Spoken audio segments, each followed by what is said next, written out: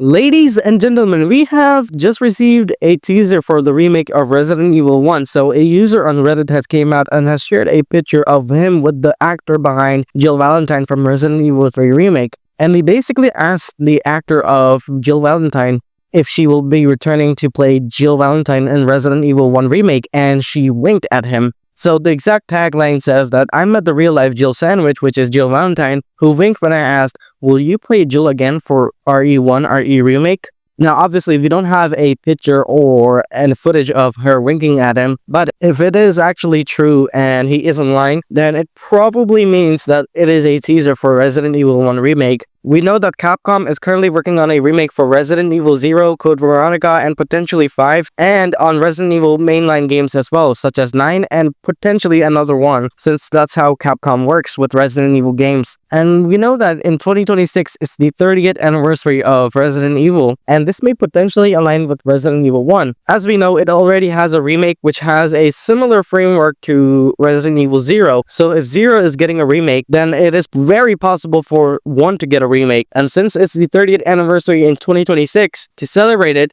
they might release Resident Evil 1 Remake in 2026. And we kind of need it before the Resident Evil 5 Remake, because there's another whole audience who hasn't played the original games and basically came from the remakes.